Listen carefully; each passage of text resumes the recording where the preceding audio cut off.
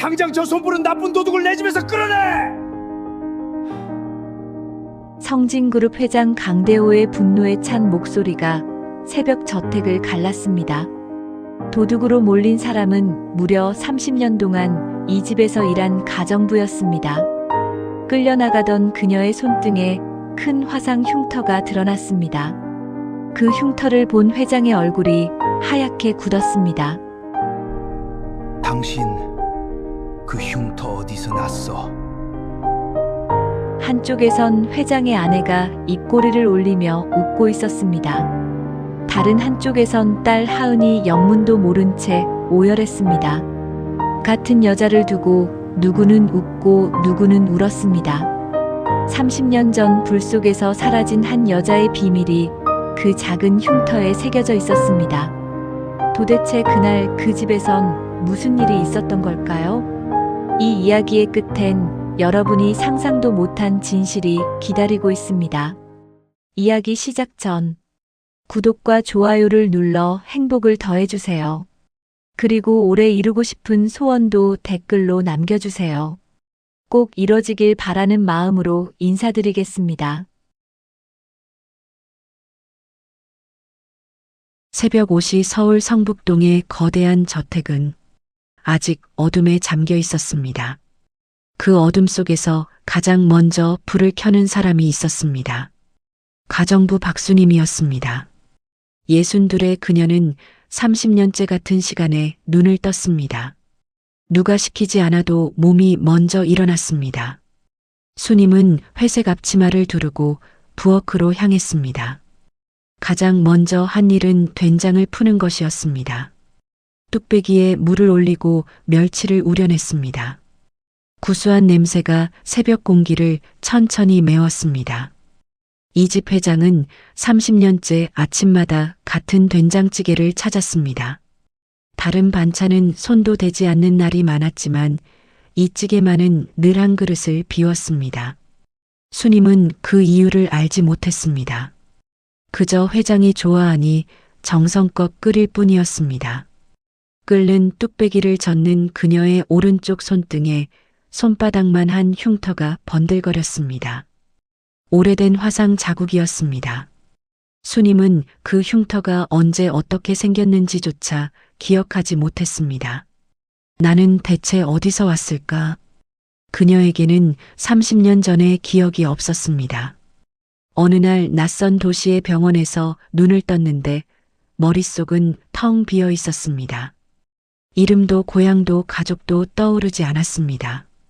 사람들이 붙여준 이름이 박수님이었습니다. 식당을 떠돌며 근근히 살다가 몇 해 전 직업소개소를 통해 이 집에 들어왔습니다. 처음 대문을 들어선 순간 까닭 모를 익숙함에 가슴이 저릿했던 것을 그녀는 아직도 또렷이 기억했습니다. 6시가 되자 회장 강대호가 식탁에 앉았습니다. 68배 회장은 늘 그렇듯 말이 없었습니다. 수님이 찌개를 내려놓자 회장이 한술을 떴습니다. 그리고 잠시 수저를 멈췄습니다. 무언가 아득한 기억의 끝자락을 더듬는 듯한 얼굴이었습니다. 수저를 내려놓은 회장이 나직이 물었습니다. 이 맛을 어디서 배웠나? 수님이 고개를 숙이며 답했습니다. 그냥 손에 익은 대로입니다, 회장님. 회장은 더 묻지 않았습니다. 다만 찌개를 젓는 그녀의 손등 흉터를 한참 바라보았습니다. 가슴 한구석이 까닭없이 묵직해졌습니다. 저 흉터 자꾸 눈에 밟히는군. 어디서 본 것 같은데. 회장은 고개를 저으며 생각을 털어냈습니다. 30년 전 불길 속에 묻은 얼굴 하나가 잠깐 스쳤지만 그는 애써 외면했습니다. 그때 안방 문이 열렸습니다. 회장의 아내 오미경이 화려한 차림으로 내려왔습니다.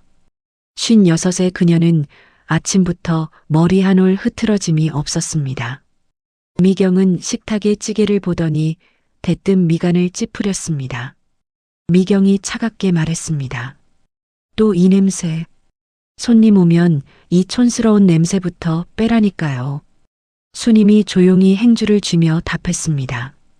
네 사모님 바로 환기하겠습니다. 뒤따라 내려온 아들 태욱은 수님을 위아래로 훑쳤습니다. 31살의 태욱은 휴대폰에서 눈도 떼지 않은 채 내뱉었습니다. 아줌마 어제 아버지 서재 들어갔어요? 수님은 영문을 몰라 멈칫했습니다. 청소하러 잠깐 들렀습니다만 태욱이 입꼬리를 비틀며 웃었습니다. 그래요? 잘 기억해둬요. 들어갔다고. 수님은 그 말의 속뜻을 알 수 없었습니다. 다만 등줄기가 서늘해졌습니다. 미경과 태욱이 서로 슬쩍 눈짓을 주고받는 것을 수님은 미처 보지 못했습니다. 무슨 일이지? 가슴이 왜 이렇게 두근거릴까? 식사가 끝날 무렵 회장의 딸 하은이 가방을 메고 나왔습니다. 28배 하은은 이 집에서 늘 겉도는 사람이었습니다. 친엄마는 자신이 갓난아기일 때 세상을 떠났다고 들었습니다. 그 빈자리를 미경이 채운 뒤로 하은은 제 집에서도 손님처럼 지냈습니다. 하은이 수님에게 다가와 작게 웃었습니다. 아주머니 오늘도 제일 먼저 일어나셨네요. 좀 쉬엄쉬엄 하세요. 수님의 마음이 따뜻해졌습니다. 이 큰 집에서 자신을 사람으로 봐주는 유일한 이였습니다. 수님은 하은의 손에 김이 모락모락 나는 주먹밥 하나를 쥐어주었습니다. 아침 거르지 말고 가요 아가씨.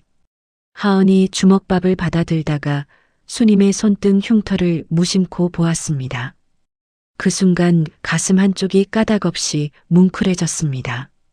하은은 그 이유를 알지 못한 채 대문을 나섰습니다.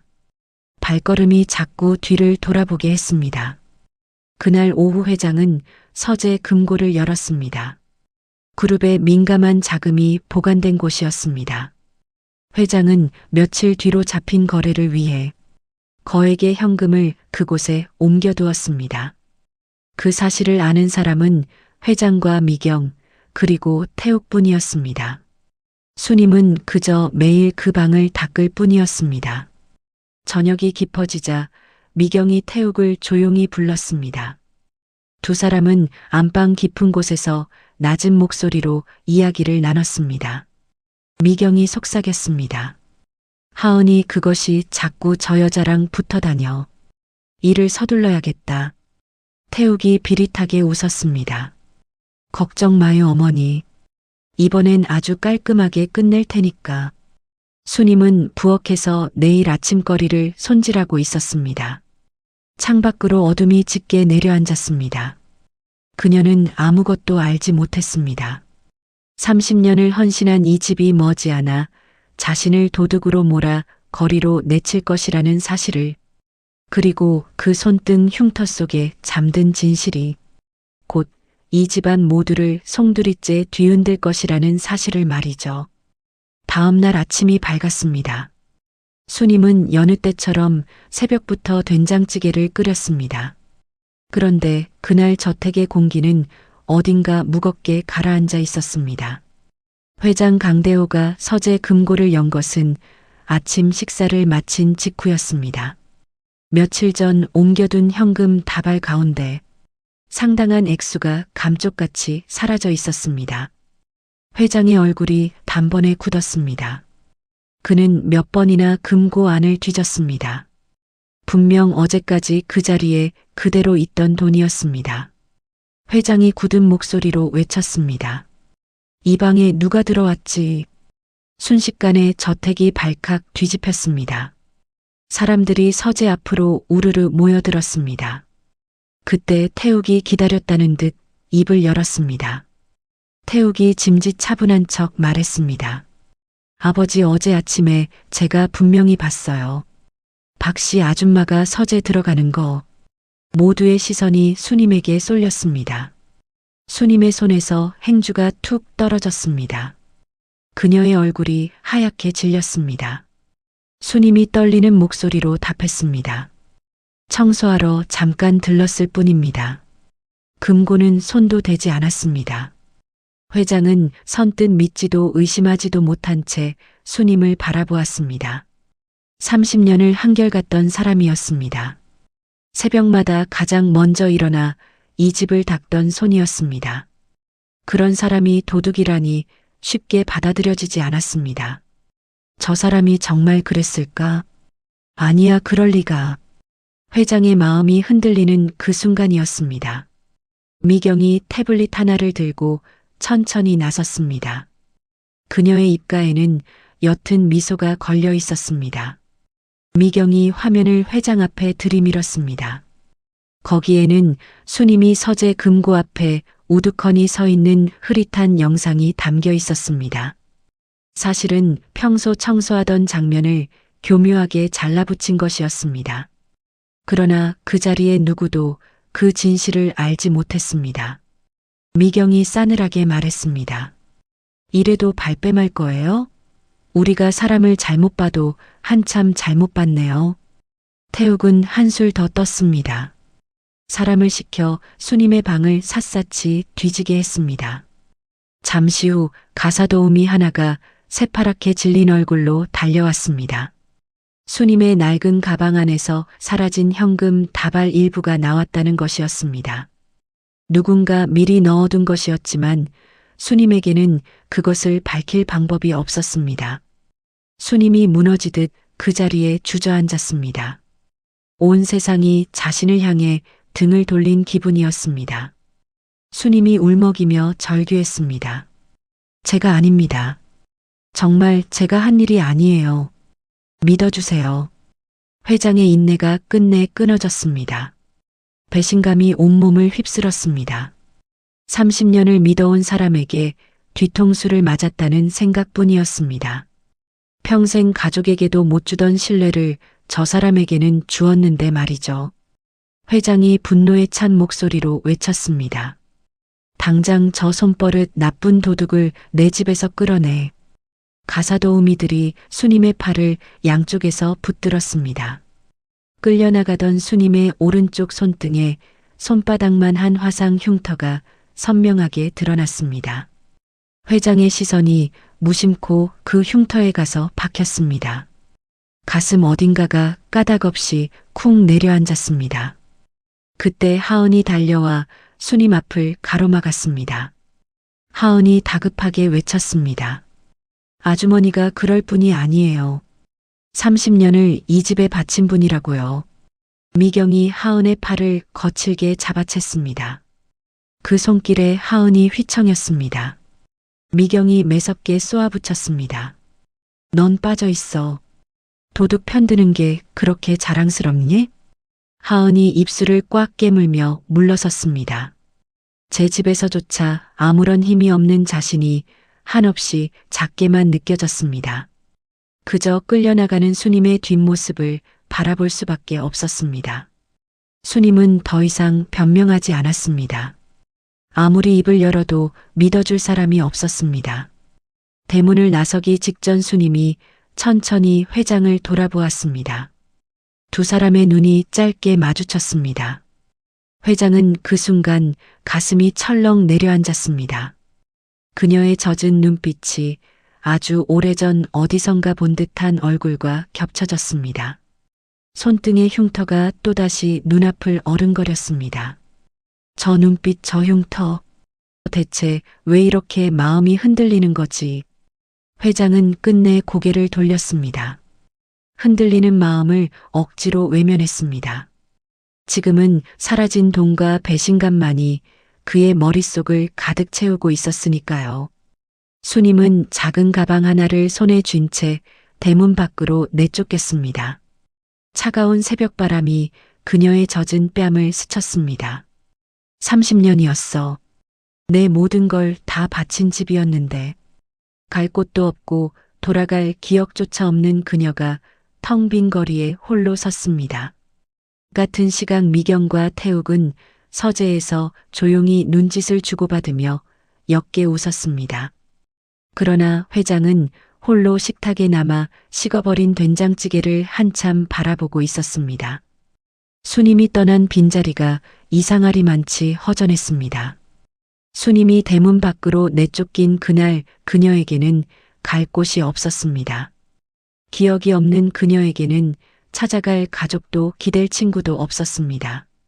가진 것이라곤 작은 가방 하나가 전부였습니다. 수님은 정처 없이 거리를 걸었습니다. 다리가 후들거릴 때까지 걷고 또 걸었습니다. 해가 기울 무렵 그녀는 변두리의 낡은 여인숙 앞에 멈춰 섰습니다. 주머니를 탈탈 털어보니 며칠 묵을 돈이 겨우 나왔습니다. 그렇게 작은 방 하나를 얻었습니다. 방은 좁고 벽지는 누렇게 발에 있었습니다. 수님은 차가운 방바닥에 가방을 내려놓고 한참을 멍하니 앉아 있었습니다. 내가 정말 도둑이었을까? 아니야. 난 그런 적 없어. 아무리 곱씹어도 억울함만 차올랐습니다. 그러나 그 억울함을 풀어줄 사람이 이 세상에 단 한 명도 없었습니다. 평생 남의 집을 닦으며 시키는 대로 살아온 그녀에게 세상은 너무도 차가웠습니다. 밤이 깊어지자 수님은 가방을 천천히 열었습니다. 옷가지 몇 벌과 낡은 손수건이 전부였습니다. 그런데 그 손수건 사이에서 무언가 단단한 것이 손끝에 만져졌습니다. 빛바랜 사진 한 장이었습니다. 그 사진은 30년 전 그녀가 처음 눈을 떴던 그날부터 지녀온 것이었습니다. 낯선 도시의 병원에서 깨어났을 때 그녀의 품에 유일하게 남아있던 물건이었습니다.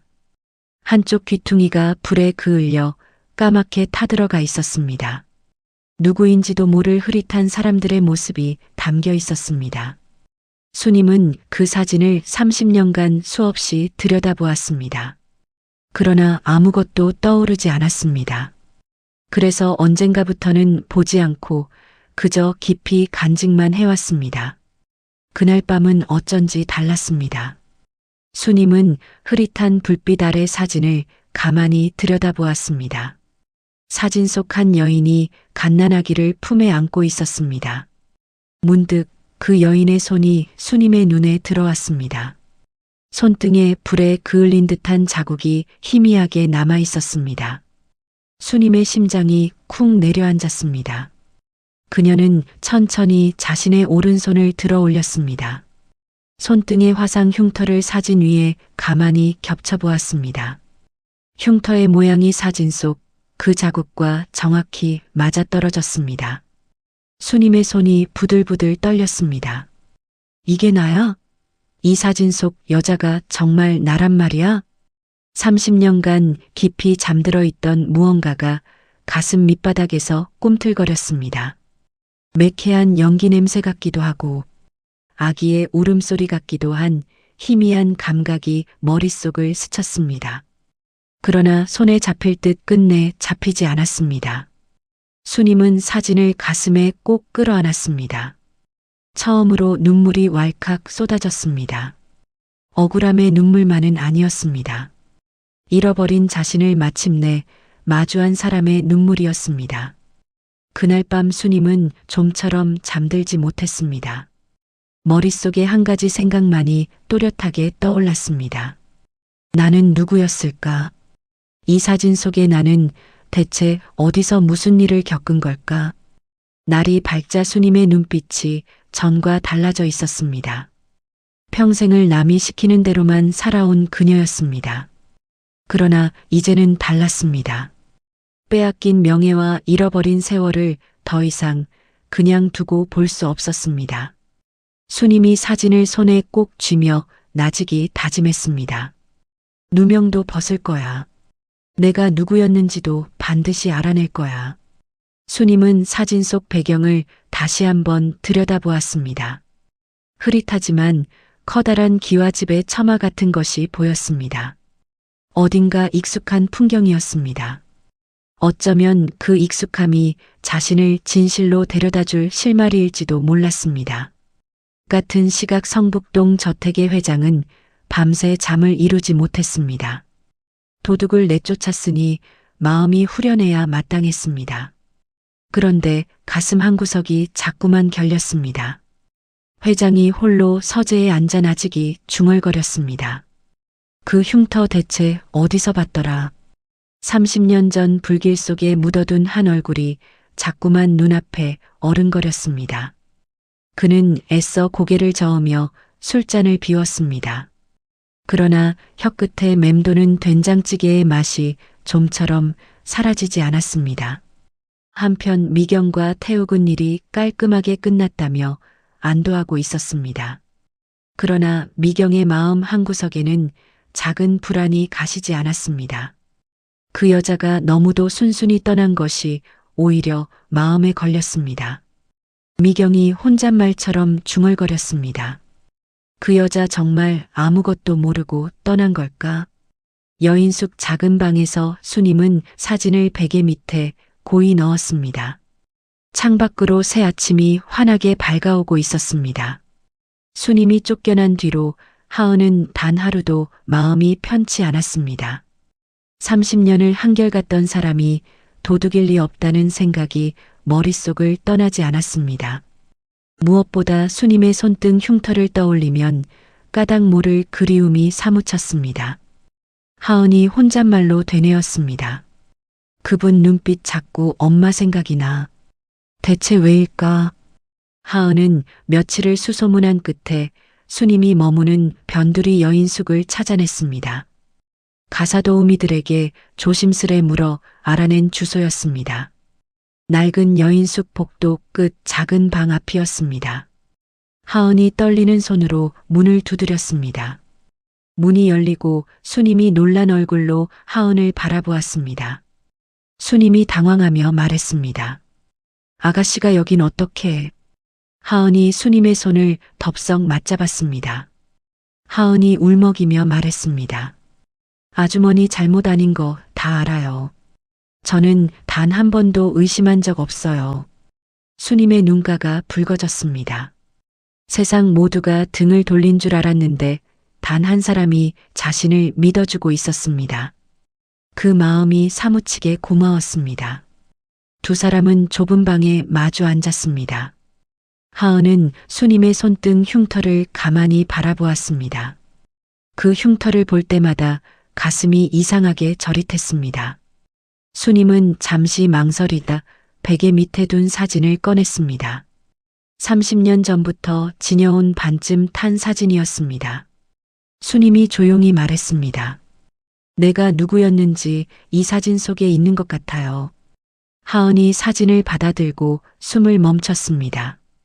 사진 속 흐릿한 기와집 처마가 어딘가 낯이 익었습니다. 그러나 그게 어디인지는 끝내 떠오르지 않았습니다. 그때 하은에게 한 가지 생각이 스쳤습니다. 저택에서 30년을 일한 늙은 운전기사 정 기사였습니다.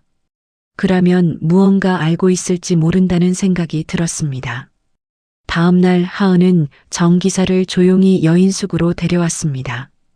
칠순의 정 기사가 방에 들어서다 수님을 보고 그 자리에 우뚝 멈춰 섰습니다. 그의 얼굴이 새하얗게 질렸습니다. 정 기사가 떨리는 목소리로 입을 열었습니다.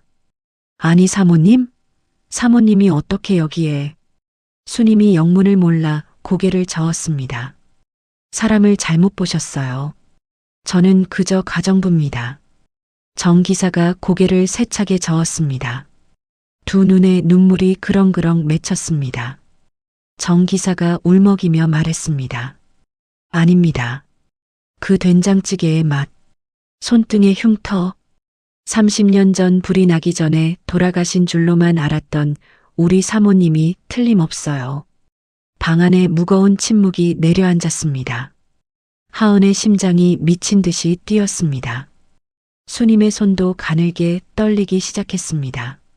정 기사는 떨리는 목소리로 옛 이야기를 풀어놓았습니다.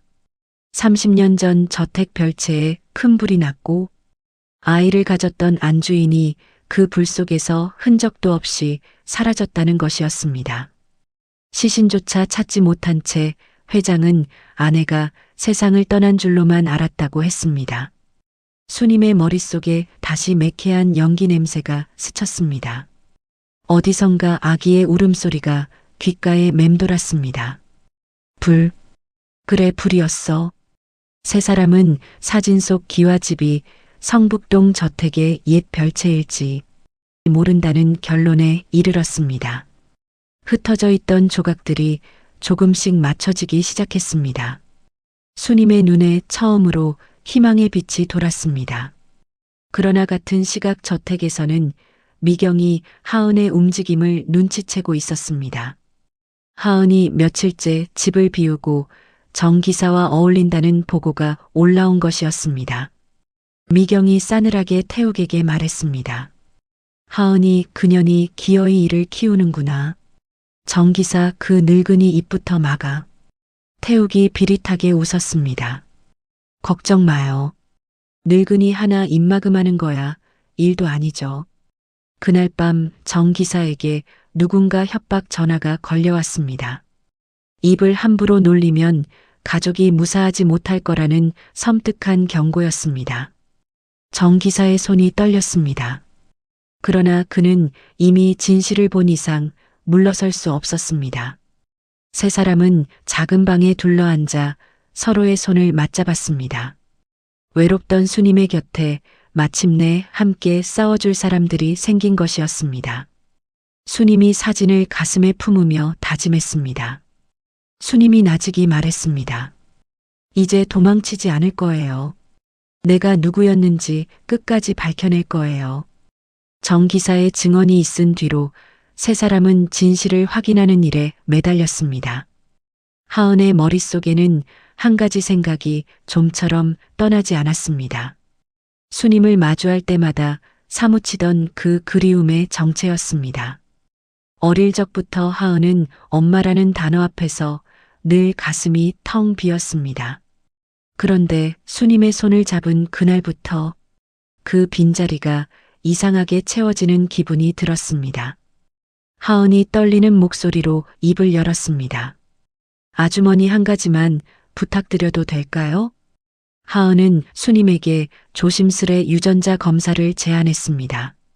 자신과 수님의 관계를 두 눈으로 확인하고 싶다는 것이었습니다. 수님은 잠시 망설였습니다. 혹시라도 아니면 어쩌나 하는 두려움 때문이었습니다.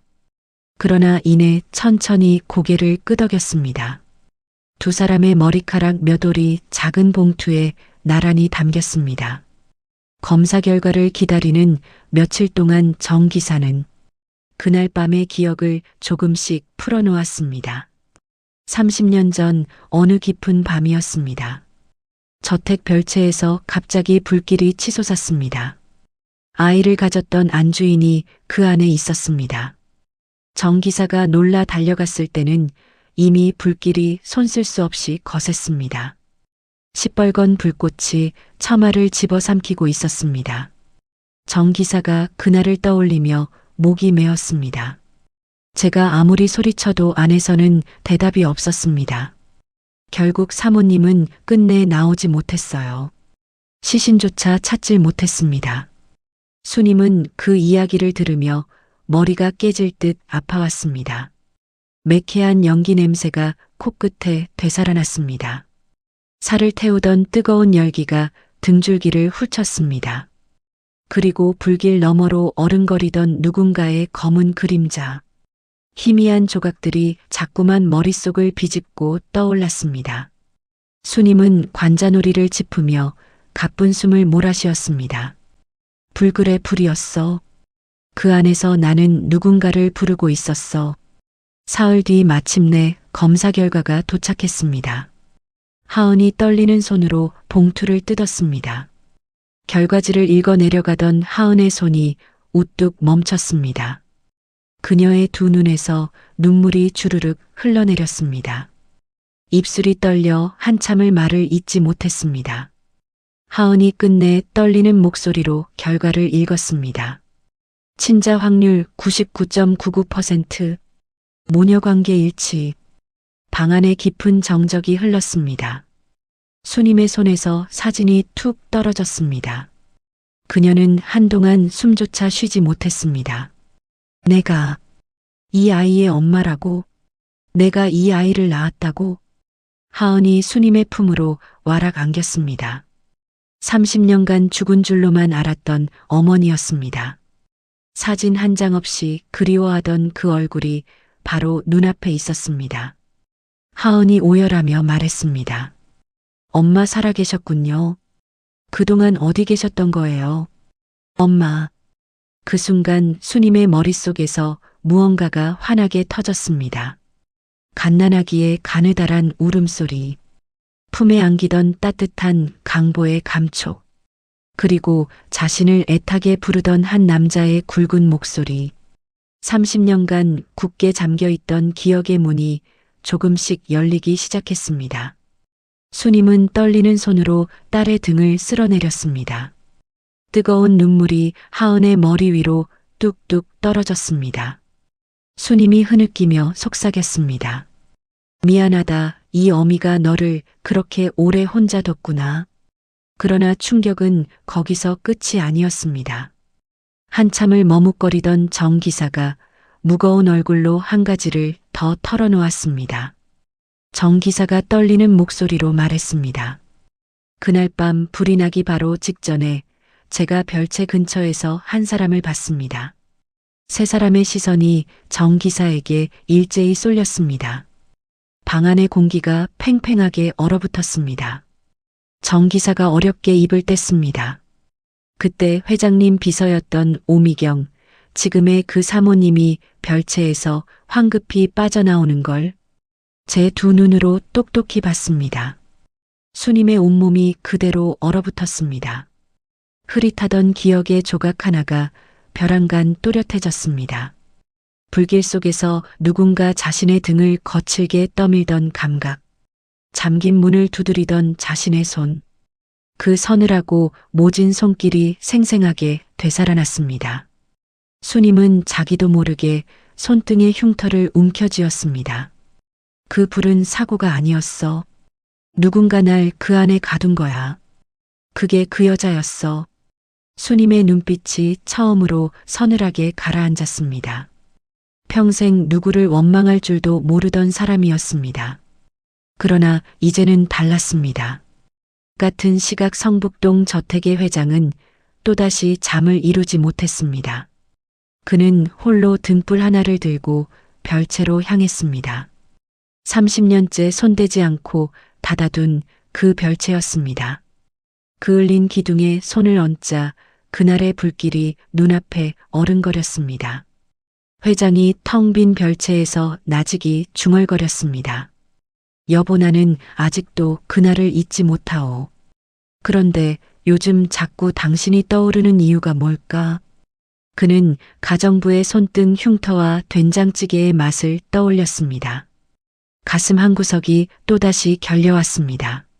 무언가 거대한 진실이 자신을 향해 다가오고 있다는 불길한 예감이 들었습니다. 한편 미경은 좌불안석이었습니다. 입을 막으려던 정 기사가 사라지기는커녕 수님과 함께 진실을 캐고 다닌다는 보고가 올라온 것이었습니다. 미경의 우아한 가면에 처음으로 금이 갔습니다. 그녀는 화장대 앞에 앉아 떨리는 손으로 거울을 들여다보았습니다. 거울 속에는 30년 전 그날 별채를 빠져나오던 젊은 여자의 얼굴이 겹쳐 보였습니다. 미경이 이를 악물며 중얼거렸습니다. 그 여자가 살아있었어. 하필 지금. 비밀은 밝혀지면 안 돼. 미경은 30년 전 깊이 묻어둔 비밀이 세상에 드러나는 것을 결코 두고 볼 수 없었습니다. 그녀의 머릿속에 더 과감하고 위험한 수단이 떠올랐습니다. 한번 무너지면 모든 것을 잃는다는 두려움이 그녀를 벼랑 끝으로 몰아갔습니다. 한편 수님은 되찾은 기억과 딸을 끌어안고 밤새 울었습니다. 그러나 그 눈물 끝에는 단단한 결심이 자리 잡았습니다. 도망치고 숨는 일은 이제 그만이었습니다. 수님이 사진을 손에 꼭 쥐며 말했습니다. 이제 그 집으로 갈 거예요. 내가 누구인지 그이 앞에서 똑똑히 밝힐 거예요. 수님이 진실을 가슴에 품고 성북동 저택의 대문 앞에 다시 섰습니다. 도둑으로 쫓겨났던 바로 그 문이었습니다. 그러나 이번에는 달랐습니다. 손등의 흉터도 가슴속 사진도 모두 그녀가 누구인지를 증명하고 있었습니다. 다리는 후들거렸지만 마음만은 흔들리지 않았습니다. 하은과 정 기사가 그녀의 뒤를 묵묵히 따랐습니다. 세 사람이 함께 거실로 들어섰습니다. 회장이 놀란 얼굴로 자리에서 벌떡 일어섰습니다. 회장이 떨리는 목소리로 물었습니다. 당신이 어떻게 또 여길? 수님이 회장을 똑바로 바라보았습니다. 그리고 떨리지만 또렷한 목소리로 말했습니다. 수님이 말했습니다.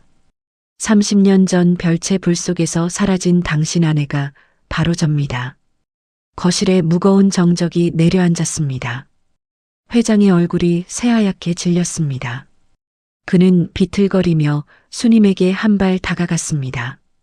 그녀의 젖은 눈빛과 손등의 흉터가 30년 전 그날의 아내와 정확히 겹쳐졌습니다. 수님이 한 걸음 더 다가서며 나직이 말을 이었습니다. 당신은 아침마다 내가 끓인 된장찌개만 찾았어요. 신혼 때 내가 끓여준 그 맛이라고. 결혼 반지가 헐거워질 때마다 빼지 말라고 내가 안쪽에 실을 감아줬죠. 그 반지 아직도 끼고 계시네요. 회장의 시선이 자신의 왼손 약지로 향했습니다. 닳고 가느다란 결혼 반지 안쪽에 아주 오래된 실밥 자국이 그대로 남아 있었습니다. 회장의 입술이 사정없이 떨렸습니다. 회장이 더듬거리며 말했습니다. 설마 당신이 정말 당신이란 말이오? 바로 그 순간 미경이 황급히 끼어들었습니다. 무너졌던 그녀의 얼굴에는 어느새 우아한 가면이 다시 씌워져 있었습니다. 미경이 싸늘하게 소리쳤습니다. 여보 속지 마세요. 저 여자는 기억도 없는 가정부예요. 재산을 노리고 죽은 사람 행세를 하는 거라고요. 태욱도 기다렸다는 듯 거들고 나섰습니다. 그는 이미 전날 밤 정 기사를 협박해둔 터였습니다. 태욱이 비웃으며 말했습니다. 증인이라도 있어요? 저 늙은 운전기사 말 빼곤 아무것도 없잖아요. 수님이 정 기사를 돌아보았습니다. 그러나 정 기사는 고개를 푹 숙인 채 끝내 입을 열지 못했습니다. 전날 밤 협박이 그의 늙은 아내와 어린 손주에게까지 미쳤던 것이었습니다. 정 기사의 손이 부들부들 떨렸습니다. 그는 평생을 지켜온 양심과 가족의 안위 사이에서 무너지고 있었습니다. 정 기사가 기어들어가는 목소리로 중얼거렸습니다. 미안합니다. 사모님, 이 늙은이가 정말 미안합니다. 수님의 가슴이 철렁 내려앉았습니다. 유일한 증인이 결국 입을 다물어 버린 것이었습니다. 세상이 또 한 번 그녀의 편이 아니었습니다. 미경은 그 틈을 놓치지 않았습니다. 그녀는 수님이 품에서 꺼내든 반쯤 탄 사진을 단숨에 낚아챘습니다. 미경이 사진을 움켜쥐며 외쳤습니다. 이딴 낡은 사진이 무슨 증거가 돼요? 이게 당신이라는 걸 대체 누가 믿어요? 미경이 사진을 갈갈이 찢으려는 순간 하은이 비명을 지르며 달려들었습니다. 그러나 태욱이 거칠게 하은을 밀쳐냈습니다. 하은이 그대로 바닥에 나뒹굴었습니다. 수님이 딸의 이름을 부르며 황급히 달려갔습니다.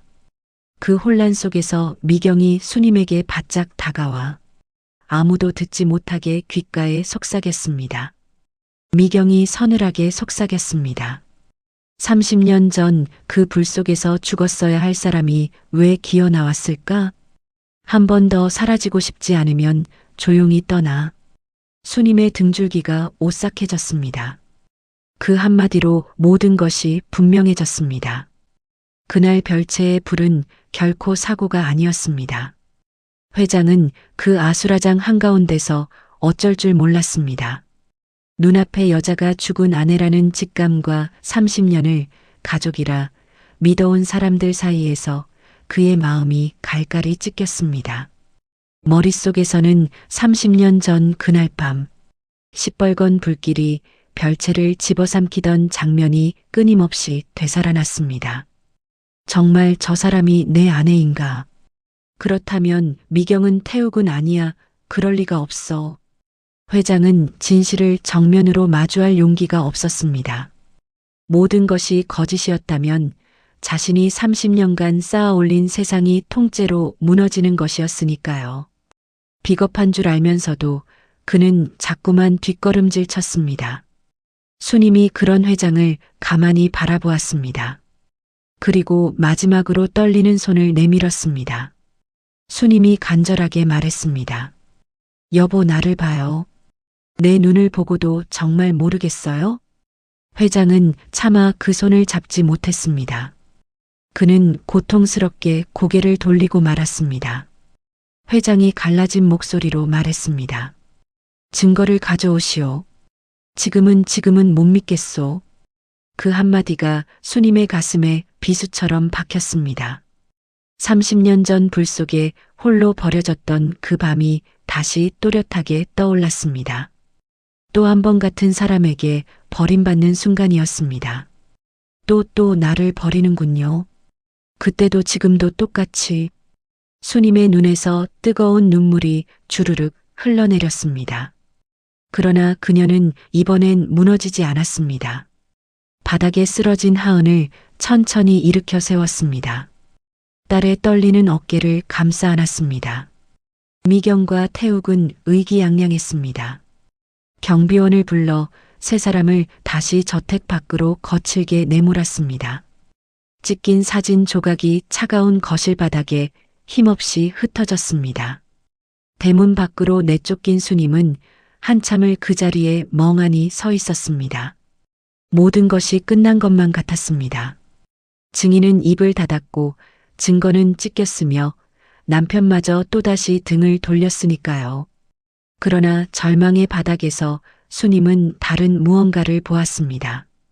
자신을 부축해 일으키려는 딸의 따뜻한 손, 미안하다며 뒤따라 나온 정 기사의 눈물, 그리고 무엇보다 이번에는 자신이 누구인지를 스스로 똑똑히 알고 있다는 사실이었습니다.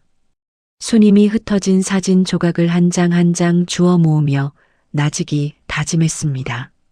수님이 말했습니다. 괜찮아. 이건 끝이 아니야. 진실은 절대 찢어지지 않아. 같은 시각 저택 안에서는 미경이 안도의 한숨을 길게 내쉬었습니다. 수님을 두 번째로 내쫓은 그날 밤 회장은 한숨도 자지 못했습니다. 수님이 남긴 한마디가 가슴을 후벼 팠습니다. 결혼 반지 안쪽 실밥 자국. 그것은 오직 아내만이 알 수 있는 것이었습니다. 회장이 홀로 중얼거렸습니다. 그 실밥을 대체 어떻게 알았지? 세상에 아무도 모르는 일인데. 회장은 마침내 외면을 멈추기로 했습니다. 다음 날 그는 비밀리에 사람을 풀어 30년 전 별채 화재를 다시 파기 시작했습니다. 당시 화재 보고서와 저택 출입 기록을 어렵게 손에 넣었습니다. 그는 닫아두었던 별채로도 다시 발걸음을 옮겼습니다. 그을린 기둥 아래에서 그날의 진실이 자신을 부르는 듯 했습니다.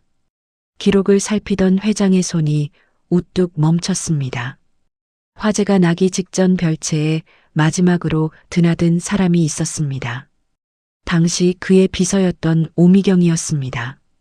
게다가 화재 한 달 전 미경이 회사의 거액을 몰래 빼돌린 정황까지 드러났습니다. 그 돈은 훗날 입막음과 조작에 쓰인 흔적이 역력했습니다. 조사는 또 다른 사실도 밝혀냈습니다. 그날 불길 속에서 수님은 지나가던 한 행인의 손에 가까스로 구조되었습니다. 그러나 머리를 크게 다쳐 기억을 잃은 채 멀리 떨어진 도시의 병원으로 옮겨졌던 것이었습니다. 가족도 이름도 잃은 그녀가 30년을 떠돈 이유가 거기 있었습니다. 회장의 등줄기에 식은땀이 흘렀습니다. 30년간 가족이라 믿어온 사람의 민낯이 조금씩 드러나고 있었습니다. 바로 그때 하은이 회장을 찾아왔습니다. 그녀의 손에는 작은 휴대폰이 들려 있었습니다. 얼굴은 창백했지만 눈빛만은 단단했습니다. 하은이 떨리는 목소리로 말했습니다. 아버지, 그날 어머니가 수님 아주머니한테 한 말을 제가 몰래 녹음했어요. 하은이 녹음을 재생했습니다. 거실에 미경의 싸늘한 목소리가 흘러나왔습니다. 녹음 속 미경의 목소리가 울렸습니다. 30년 전 그 불 속에서 죽었어야 할 사람이 왜 기어 나왔을까? 한 번 더 사라지고 싶지 않으면 조용히 떠나. 회장의 다리에서 힘이 풀렸습니다. 그는 그대로 소파에 주저앉았습니다. 더 이상 의심할 여지가 없었습니다. 30년 전 그 불은 결코 사고가 아니었습니다. 자신의 아내를 불 속에 가둔 사람이 바로 미경이었던 것입니다. 회장이 무너지듯 두 손에 얼굴을 묻었습니다. 내가 무슨 짓을 한 거야? 아내를 두 번이나 버렸어. 회장은 그 길로 미경과 태욱을 불러 세웠습니다. 그의 손에는 화재 기록과 빼돌린 자금의 증거, 그리고 하은의 녹음이 함께 들려 있었습니다. 회장이 분노에 찬 목소리로 외쳤습니다. 30년 전 그 불 당신 짓이었군. 내 아내를 그 안에 가둔 게 바로 당신이었어. 미경의 얼굴에서 우아한 가면이 마침내 완전히 벗겨졌습니다. 그녀는 처음엔 발뺌했습니다. 그러나 눈앞에 쌓인 증거 앞에서 더는 버틸 수 없었습니다. 미경이 발악하듯 소리쳤습니다. 그래요. 내가 그랬어요. 그 자리는 원래 내 자리였으니까. 가난한 집 여자 하나가 내 모든 걸 빼앗아갔잖아요. 30년 묵은 진실이 마침내 모두 쏟아져 나왔습니다. 미경은 비서 시절부터 회장의 자리를 탐냈고 순임을 끔찍이 질투했습니다. 결국 별채에 불을 지르고 아이를 가진 순임을 그 안에 가둔 것이었습니다. 죽은 줄 알았던 순임이 기억을 잃고 살아남아 가정부가 되어 돌아오자 그녀는 한눈에 알아보았습니다. 그래서 또다시 누명을 씌워 내쫓은 것이었습니다. 태욱도 고개를 푹 떨궜습니다. 태욱이 떨리는 목소리로 말했습니다. 아버지, 저도 알고 있었어요. 알면서도 욕심에 눈이 멀어 모른 척했습니다. 죄송합니다. 회장은 즉시 모든 증거를 검찰에 넘겼습니다. 미경과 태욱은 방화와 살인미수 그리고 횡령 혐의로 수사를 받게 되었습니다. 경찰차에 오르던 미경이 마지막까지 순임을 노려보았지만 순임은 더 이상 흔들리지 않았습니다.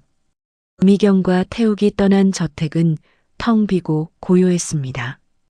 회장은 홀로 그을린 별채에 다시 들어가 무너지듯 주저앉았습니다. 30년 전 그 불 속에서 자신을 부르던 아내의 목소리가 이제야 또렷이 들리는 듯 했습니다. 그는 차마 입 밖으로 꺼내지 못했던 한마디를 허공에 토해냈습니다. 회장이 흐느끼며 말했습니다. 미안하오. 정말 미안하오. 내가 그날 당신을 끝까지 찾았어야 했는데. 한참을 그렇게 울던 회장은 자리를 털고 일어섰습니다. 이제는 갚을 차례였습니다. 회장은 한 걸음에 순임이 머무는 여인숙으로 달려갔습니다. 그는 순임 앞에 그대로 무릎을 꿇었습니다. 평생 누구에게도 고개 숙인 적 없던 사람이었습니다. 회장이 오열하며 말했습니다. 여보, 미안하오. 내가 당신을 2번이나 버렸소. 그 불 속에서도 이번에도 죽을 때까지 갚아도 모자랄 죄여. 순임은 한참을 말이 없었습니다. 그녀의 눈에서 조용히 눈물이 흘러내렸습니다. 미워할 법도 했지만 그녀의 마음은 이미 다른 곳에 가 있었습니다. 순임이 떨리는 목소리로 말했습니다. 나는 그 긴 세월 동안 내가 누구인지도 모른 채 살았어요. 그래도 단 하루도 이 가족을 미워한 적 없어요. 그저 돌아오고 싶었을 뿐이에요. 순임의 진심이 마침내 드러나는 순간이었습니다. 기억을 잃고도 그녀의 몸은 이 집을 그리워했습니다. 새벽마다 가장 먼저 일어나 이 집을 닦았고 남편이 좋아하던 된장찌개를 매일 끓였습니다. 그것이 30년을 가정부로 버틴 진짜 이유였습니다. 머리는 잊었어도 마음은 끝내 가족을 향해 있었던 것입니다. 회장은 그 사실을 뒤늦게 깨닫고 더욱 깊이 무너졌습니다.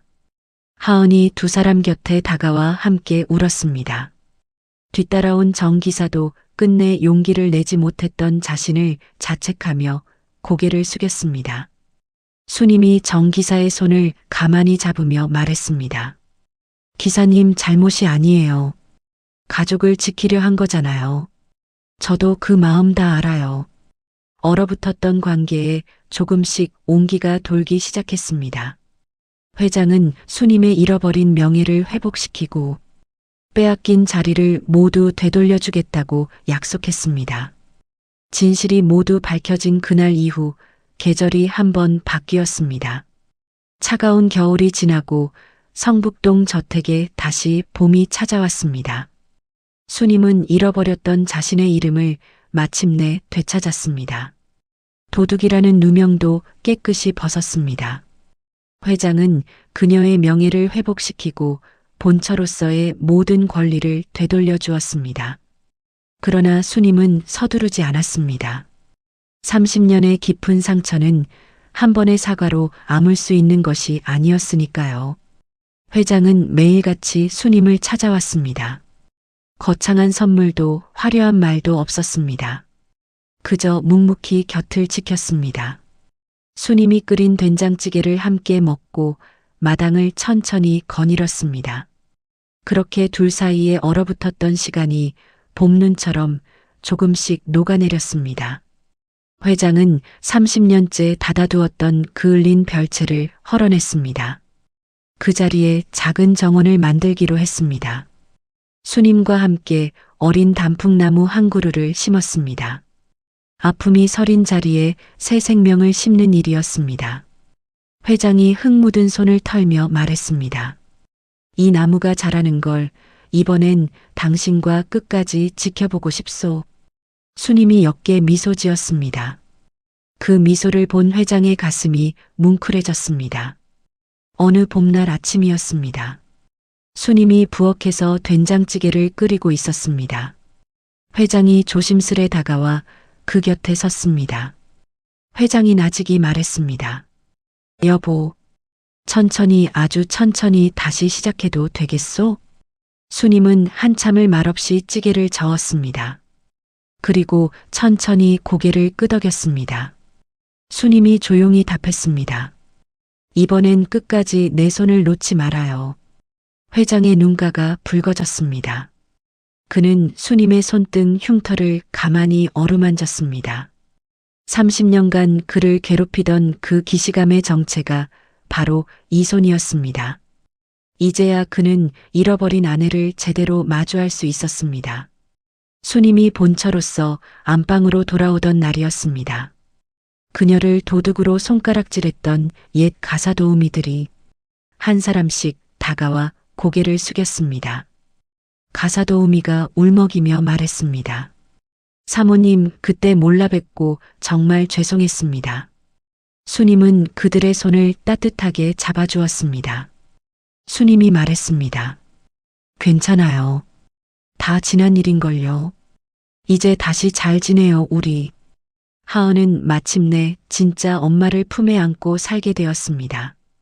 잃어버린 줄로만 알았던 모녀의 시간이 하루하루 따뜻하게 채워졌습니다. 하은이 회사 일을 마치고 돌아오면 수님이 정성껏 밥상을 차렸습니다. 어느 밤 하은은 어릴 적 혼자 그렸던 엄마 얼굴 그림을 꺼내 보여주었습니다. 수님이 그 서툰 그림을 보며 한참을 울었습니다. 두 사람은 그렇게 밤늦도록 그동안 미처 나누지 못한 이야기를 나눴습니다.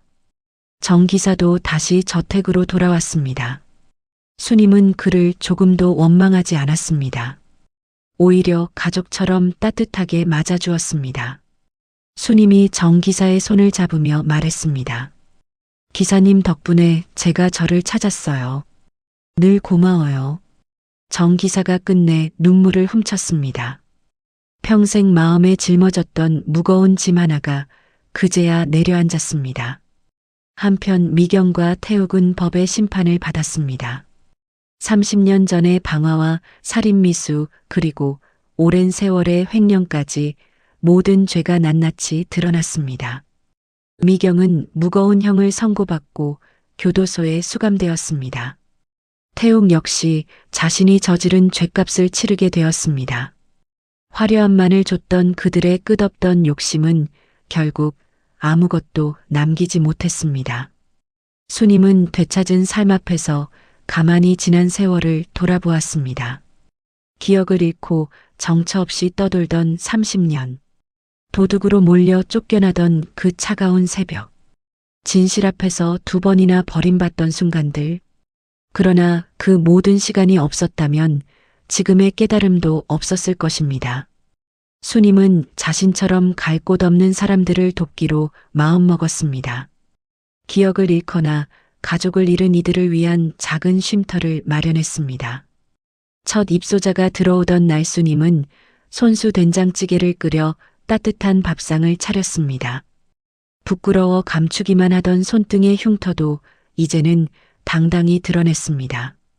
그 흉터가 곧 자신이 살아낸 증거였으니까요. 기억을 잃고 들어온 한 노인이 수님의 손등 흉터를 보며 자기 처지를 떠올리고 눈물을 흘렸습니다. 수님이 그 손을 꼭 잡아주었습니다. 수님이 따뜻하게 말했습니다. 괜찮아요. 기억을 잃어도 마음은 길을 잃지 않아요. 제가 그랬거든요. 천천히 같이 찾아봐요, 우리. 그 한마디에 노인의 얼굴에 처음으로 옅은 안도가 번졌습니다. 수님은 그렇게 자신이 가장 외로웠던 시절의 자신을 한 사람 한 사람 보듬어 주었습니다. 어느 저녁 회장과 수님은 함께 심은 단풍나무 곁을 천천히 거닐었습니다. 어린 나뭇잎이 봄바람에 살랑였습니다. 회장이 조심스레 수님의 손을 잡았습니다. 이번에는 수님도 그 손을 뿌리치지 않았습니다. 두 사람은 말없이 한참을 그렇게 걸었습니다. 길고 긴 겨울 끝에 찾아온 2번째 봄이었습니다. 며칠 뒤 온 가족이 마당에 모였습니다. 회장과 수님 그리고 하은과 정 기사가 함께 둘러앉았습니다. 수님은 곱게 복원한 가족 사진을 액자에 넣어 거실 한가운데 걸었습니다. 한쪽이 불에 그을렸던 바로 그 사진이었습니다. 이제는 더 이상 슬픈 사진이 아니었습니다. 수님이 사진을 바라보며 나직이 혼잣말했습니다. 늦었지만 돌아왔어. 마침내 내 자리로. 따뜻한 봄볕이 마당 가득 내려앉았습니다. 30년의 깊은 한이 그 햇살에 천천히 녹아내렸습니다. 가족의 웃음소리가 오래도록 담장을 넘었습니다. 오늘의 이야기는 여기까지입니다. 혹시 여러분도 겉모습만 보고 누군가를 너무 쉽게 판단한 적은 없으셨나요? 오랜 세월 묵묵히 곁을 지켜준 사람의 진심을 미처 알아보지 못한 적은 없으셨나요? 30년이라는 긴 세월 동안 누군가가 만들어낸 거짓말보다 강했던 건 결국 진실과 변치 않는 가족의 사랑이었습니다. 어쩌면 지금 이 이야기를 듣고 계신 여러분이 바로 수님과 같은 처지일 수도 있어요. 누가 알아주지 않아도 제자리를 지키며 따뜻한 마음으로 살아가는 우리 모두의 이야기일지도 모릅니다. 오늘 이야기가 마음에 닿으셨다면 소감을 댓글로 남겨주세요. 그 한 줄이 어떤 누군가에게는 큰 위로가 될 거예요. 그리고 구독과 좋아요도 부탁드립니다. 봄날의 라일락 향기처럼 여러분의 마음에도 따뜻한 이야기 한 송이 피어나기를 바랍니다.